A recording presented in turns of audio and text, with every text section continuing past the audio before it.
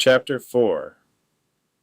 The first principle in the science of getting rich. Thought is the only power which can produce tangible riches from the formless substance.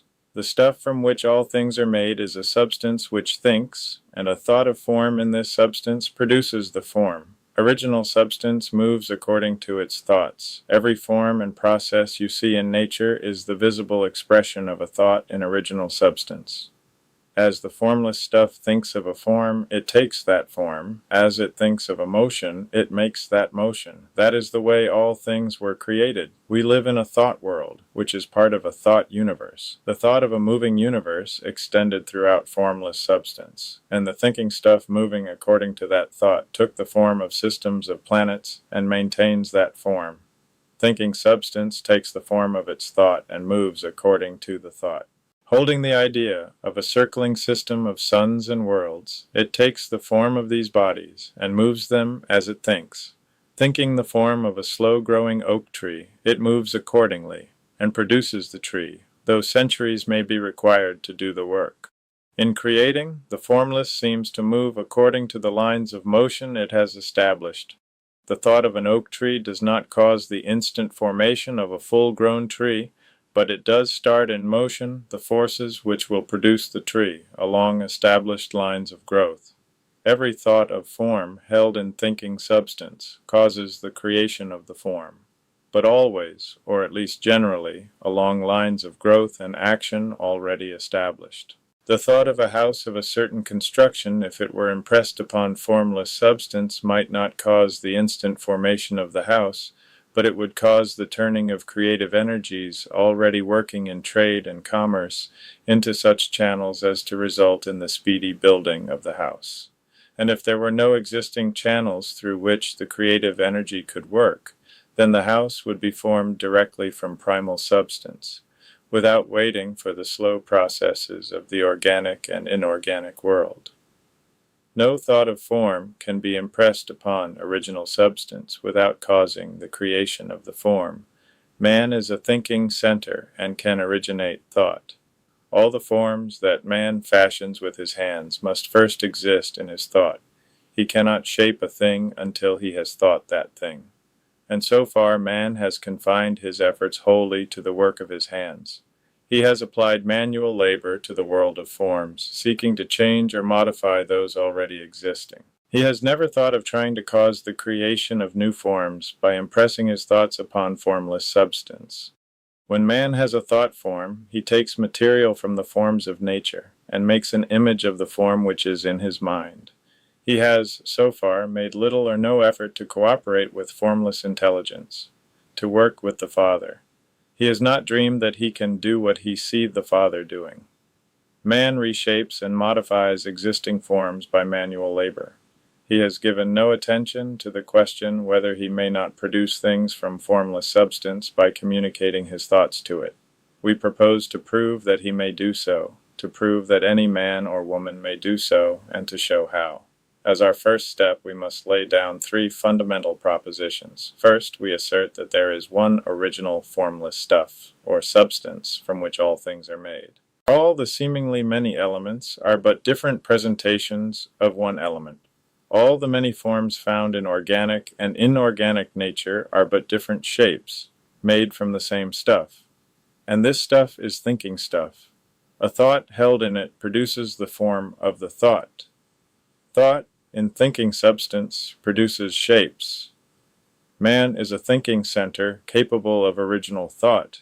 If man can communicate his thought to original thinking substance, he can cause the creation or formation of the thing he thinks about. To summarize this, there is a thinking stuff from which all things are made, and which in its original state permeates, penetrates, and fills the interspaces of the universe. A thought in this substance produces the thing that is imaged by the thought. Man can form things in his thought, and by impressing his thought upon formless substance can cause the thing he thinks about to be created. It may be asked if I can prove these statements, and without going into details, I answer that I can do so, both by logic and experience. Reasoning back from the phenomena of form and thought, I come to one original thinking substance. And reasoning forward from this thinking substance, I come to man's power to cause the formation of the thing he thinks about. And by experiment I find the reasoning true, and this is my strongest proof. If one man who reads this book gets rich by doing what it tells him to do, that is evidence in support of my claim. But if every man who does what it tells him to do gets rich, that is positive proof until someone goes through the process and fails. The theory is true until the process fails, and this process will not fail. For every man who does exactly what this book tells him to do will get rich. I have said that men get rich by doing things in a certain way, and in order to do so, men must become able to think in a certain way. A man's way of doing things is the direct result of the way he thinks about things. To do things in the way you want to do them, you will have to acquire the ability to think the way you want to think. This is the first step toward getting rich. To think what you want to think is to think truth, regardless of appearances. Every man has the natural and inherent power to think what he wants to think, but it requires far more effort to do so than it does to think the thoughts which are suggested by appearances. To think according to appearances is easy.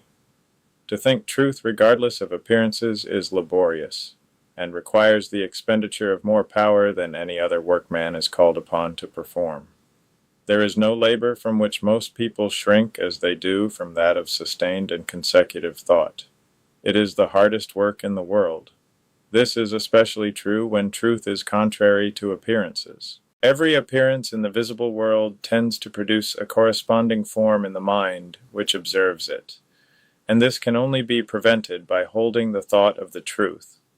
To look upon the appearance of disease will produce the form of disease in your own mind and ultimately in your body, unless you hold the thought of the truth, which is that there is no disease. It is only an appearance, and the reality is health. To look upon the appearances of poverty will produce corresponding forms in your own mind, unless you hold to the truth that there is no poverty. There is only abundance. To think health when surrounded by the appearances of disease, or to think riches when in the midst of appearances of poverty, requires power. But he who acquires this power becomes a master mind. He can conquer fate. He can have what he wants. This power can only be acquired by getting hold of the basic fact which is behind all appearances, and that fact is that there is one thinking substance, from which and by which all things are made.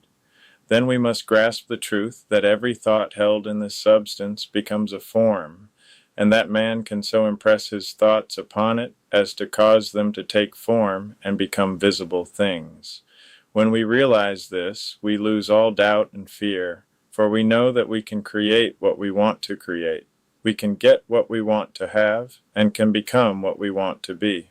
As a first step toward getting rich, you must believe the three fundamental statements given previously in this chapter, and in order to emphasize them, I repeat them here. There is a thinking stuff from which all things are made, and which in its original state permeates, penetrates, and fills the interspaces of the universe. A thought in this substance produces the thing that is imaged by the thought. Man can form things in his thought, and, by impressing his thought upon formless substance, can cause the thing he thinks about to be created. You must lay aside all other concepts of the universe than this monistic one, and you must dwell upon this until it is fixed in your mind and has become your habitual thought. Read these creed statements over and over again. Fix every word upon your memory and meditate upon them until you firmly believe what they say. If a doubt comes to you, cast it aside as a sin. Do not listen to arguments against this idea. Do not go to churches or lectures where a contrary concept of things is taught or preached. Do not read magazines or books which teach a different idea. If you get mixed up in your faith, all your efforts will be in vain. Do not ask why these things are true, nor speculate as to how they can be true. Simply take them on trust. The science of getting rich begins with the absolute acceptance of this faith. Chapter 5. Increasing Life. You must get rid of the last vestige of the old idea that there is a deity whose will it is that you should be poor, or whose purposes may be served by keeping you in poverty. The intelligent substance which is all, and in all, and which lives in all, and lives in you, is a consciously living substance. Being a consciously living substance, it must have the natural and inherent desire of every living intelligence for increase of life. Every living thing must continually seek for the enlargement of its life, because life, in the mere act of living, must increase itself. A seed, dropped into the ground, springs into activity, and in the act of living produces 100 more seeds. Life, by living, multiplies itself. It is forever becoming more. It must do so if it continues to be at all.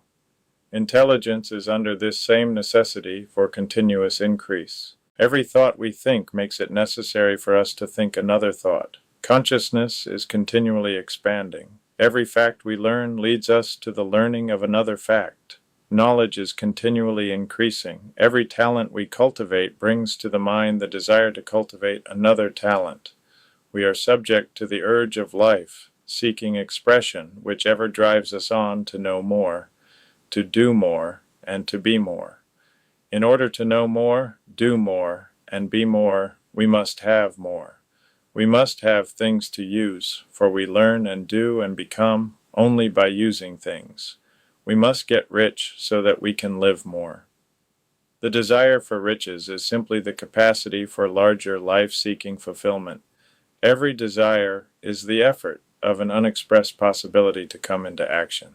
It is power seeking to manifest which causes desire. That which makes you want more money is the same as that which makes the plant grow. It is life seeking fuller expression. The one living substance must be subject to this inherent law of all life. It is permeated with the desire to live more. That is why it is under the necessity of creating things. The one substance desires to live more in you. Hence it wants you to have all the things you can use. It is the desire of God that you should get rich. He wants you to get rich because he can express himself better through you if you have plenty of things to use in giving him expression.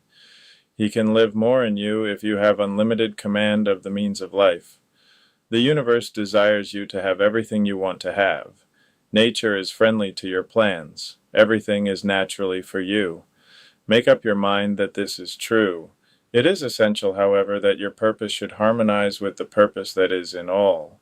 You must want real life, not mere pleasure or sensual gratification. Life is the performance of function, and the individual really lives only when he performs every function, physical, mental, and spiritual, of which he is capable, without excess in any. You do not want to get rich in order to live swinishly for the gratification of animal desires. That is not life. But the performance of every physical function is a part of life, and no one lives completely who denies the impulses of the body a normal and healthful expression. You do not want to get rich solely to enjoy mental pleasures, to get knowledge, to gratify ambition, to outshine others, to be famous. All these are a legitimate part of life, but the man who lives for the pleasures of the intellect alone will only have a partial life, and he will never be satisfied with his lot. You do not want to get rich solely for the good of others, to lose yourself for the salvation of mankind, to experience the joys of philanthropy and sacrifice. The joys of the soul are only a part of life, and they are no better or nobler than any other part. You want to get rich in order that you may eat, drink, and be merry when it is time to do these things, in order that you may surround yourself with beautiful things, see distant lands, feed your mind, and develop your intellect, in order that you may love men and do kind things, and be able to play a good part in helping the world to find truth. But remember that extreme altruism is no better and no nobler than extreme selfishness. Both are mistakes. Get rid of the idea that God wants you to sacrifice yourself for others, and that you can secure his favor by doing so. God requires nothing of the kind. What he wants is that you should make the most of yourself, and for others, and you can help others more by making the most of yourself than in any other way.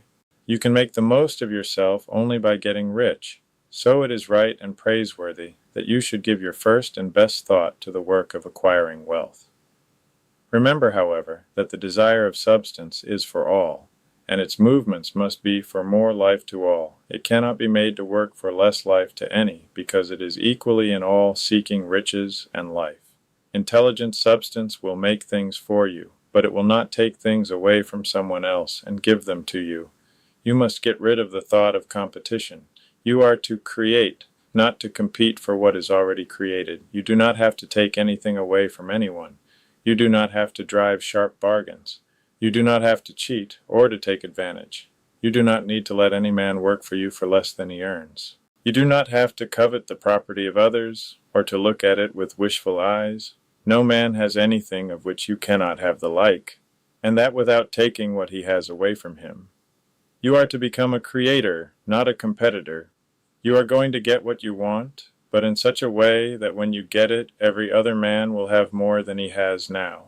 I am aware that there are men who get a vast amount of money by proceeding in direct opposition to the statements in the paragraph above, and may add a word of explanation here. Men of the plutocratic type who become very rich do so sometimes purely by their extraordinary ability on the plane of competition, and sometimes they unconsciously relate themselves to substance in its great purposes and movements for the general racial upbuilding through industrial evolution. Rockefeller, Carnegie, Morgan, et al. You have been the unconscious agents of the Supreme in the necessary work of systematizing and organizing productive industry, and in the end, their work will contribute immensely toward increased life for all. Their day is nearly over. They have organized production and will soon be succeeded by the agents of the multitude who will organize the machinery of distribution. The multimillionaires are like the monster reptiles of the prehistoric eras. They play a necessary part in the evolutionary process, but the same power which produced them will dispose of them. And it is well to bear in mind that they have never been really rich. A record of the private lives of most of this class will show that they have really been the most abject and wretched of the poor. Riches secured on the competitive plane are never satisfactory and permanent.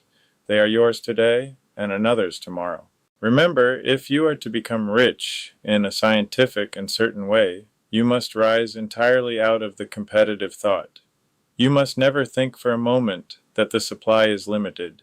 Just as soon as you begin to think that all the money is being cornered and controlled by bankers and others, and that you must exert yourself to get laws passed to stop this process, and so on, in that moment you drop into the competitive mind, and your power to cause creation is gone for the time being. And what is worse, you will probably arrest the creative movements you have already instituted. Know that there are countless millions of dollars worth of gold in the mountains of the earth, not yet brought to light. And know that if there were not, more would be created from thinking substance to supply your needs. Know that the money you need will come, even if it is necessary for 1,000 men to be led to the discovery of new gold mines tomorrow. Never look at the visible supply. Look always at the limitless riches in formless substance, and know that they are coming to you as fast as you can receive and use them. Nobody, by cornering the visible supply, can prevent you from getting what is yours.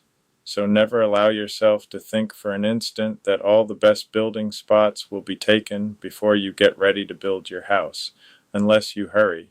Never worry about the trusts and combines, and get anxious for fear they will soon come to own the whole earth. Never get afraid that you will lose what you want because some other person beats you to it. That cannot possibly happen. You are not seeking anything that is possessed by anybody else. You are causing what you want to be created from formless substance, and the supply is without limits. Stick to the formulated statement. There is a thinking stuff from which all things are made, and which, in its original state, permeates, penetrates, and fills the inner spaces of the universe. A thought, in this substance, produces the thing that is imaged by the thought. Man can form things in his thought, and by impressing his thought upon formless substance can cause the thing he thinks about to be created. Chapter 6. How Riches Come to You. When I say that you do not have to drive sharp bargains, I do not mean that you do not have to drive any bargains at all, or that you are above the necessity for having any dealings with your fellow men. I mean that you will not need to deal with them unfairly. You do not have to get something for nothing, but can give to every man more than you take from him.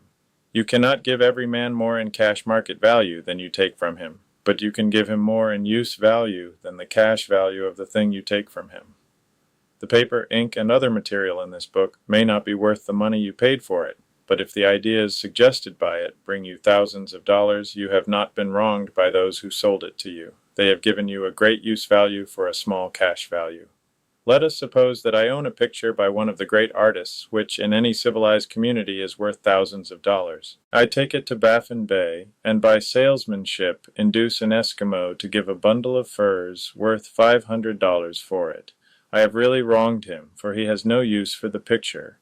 It has no use value to him. It will not add to his life. But suppose I give him a gun worth $50 for his furs. Then he has made a good bargain. He has use for the gun. It will get him many more furs and much food. It will add to his life in every way. It will make him rich. When you rise from the competitive to the creative plane, you can scan your business transactions very strictly, and if you are selling any man anything which does not add more to his life than the thing he gives you in exchange, you can afford to stop it. You do not have to beat anybody in business. And if you are in a business which does beat people, get out of it at once. Give every man more in use value than you take from him in cash value. Then you are adding to the life of the world by every business transaction. If you have people working for you, you must take from them more in cash value than you pay them in wages. But you can so organize your business that it will be filled with the principle of advancement, and so that each employee who wishes to do so may advance a little every day. You can make your business do for your employees what this book is doing for you. You can so conduct your business that it will be a sort of ladder by which every employee who will take the trouble may climb to riches himself. And given the opportunity, if he will not do so, it is not your fault. And finally, because you are to cause the creation of your riches from formless substance, which permeates all your environment, it does not follow that they are to take shape from the atmosphere and come into being before your eyes. If you want a sewing machine, for instance, I do not mean to tell you that you are to impress the thought of a sewing machine on thinking substance until the machine is formed without hands, in the room where you sit, or elsewhere. But if you want a sewing machine, hold the mental image of it with the most positive certainty that it is being made, or is on its way to you. After once forming the thought, have the most absolute and unquestioning faith that the sewing machine is coming. Never think of it, or speak of it, in any other way than as being sure to arrive. Claim it as already yours.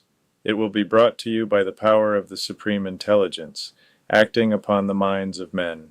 If you live in Maine, it may be that a man will be brought from Texas or Japan to engage in some transaction which will result in your getting what you want. If so, the whole matter will be as much to that man's advantage as it is to yours. Do not forget for a moment that the thinking substance is through all, in all, communicating with all, and can influence all. The desire of thinking substance for fuller life and better living has caused the creation of all the sewing machines already made, and it can cause the creation of millions more, and will, whenever men set it in motion by desire and faith, and by acting in a certain way. You can certainly have a sewing machine in your house, and it is just as certain that you can have any other thing or things which you want, and which you will use for the advancement of your own life and the lives of others. You need not hesitate about asking largely. It is your Father's pleasure to give you the kingdom, said Jesus. Original substance wants to live all that is possible in you, and wants you to have all that you can or will use for the living of the most abundant life. If you fix upon your consciousness the fact that the desire you feel for the possession of riches is one with the desire of omnipotence for more complete expression, your faith becomes invincible. Once I saw a little boy sitting at a piano and vainly trying to bring harmony out of the keys, and I saw that he was grieved and provoked by his inability to play real music. I asked him the cause of his vexation, and he answered, "I can feel the music in me, but I can't make my hands go right." The music in him was the urge of original substance, containing all the possibilities of all life, All that there is of music was seeking expression through the child. God, the one substance, is trying to live and do and enjoy things through humanity. He is saying, I want hands to build wonderful structures, to play divine harmonies, to paint glorious pictures. I want feet to run my errands, eyes to see my beauties, tongues to tell mighty truths and to sing marvelous songs, and so on. And so, all that there is of possibility is seeking expression through men. God wants those who can play music to have pianos and every other instrument, and to have the means to cultivate their talents to the fullest extent. He wants those who can appreciate beauty to be able to surround themselves with beautiful things. He wants those who can discern truth to have every opportunity to travel and observe. He wants those who can appreciate dress to be beautifully clothed, and those who can appreciate good food to be luxuriously fed. He wants all these things because it is himself that enjoys and appreciates them. It is God who wants to play and sing and enjoy beauty and proclaim truth and wear fine clothes and eat good foods. It is God that worketh in you to will and to do, said Paul. The desire you feel for riches is the infinite, seeking to express himself in you as he sought to find expression in the little boy at the piano. So you need not hesitate to ask largely. Your part is to focalize and express the desires of God. This is a difficult point with most people. They retain something of the old idea that poverty and self-sacrifice are pleasing to God. They look upon poverty as a part of the plan, a necessity of nature. They have the idea that God has finished his work and made all that he can make, and that the majority of men must stay poor because there is not enough to go around. They hold to so much of this erroneous thought that they feel ashamed to ask for wealth. They try not to want more than a very modest competence, just enough to make them fairly comfortable. I recall now the case of one student who was told that he must get in mind a clear picture of the things he desired so that the creative thought of them might be impressed on formless substance. He was a very poor man, living in a rented house, and having only what he earned from day to day, and he could not grasp the fact that all wealth was his. So, after thinking the matter over, he decided that he might reasonably ask for a new rug for the floor of his best room, and an anthracite coal stove to heat the house during the cold weather. Following the instructions given in this book, he obtained these things in a few months, and then it dawned upon him that he had not asked enough. He went through the house in which he lived, and planned all the improvements he would like to make in it. He mentally added a bay window here and a room there until it was complete in his mind as his ideal home. And then he planned its furnishings. Holding the whole picture in his mind, he began living in the certain way and moving toward what he wanted. And he owns the house now, and is rebuilding it after the form of his mental image. And now, with still larger faith, he is going on to get greater things. It has been unto him according to his faith, and it is so with you and with all of us.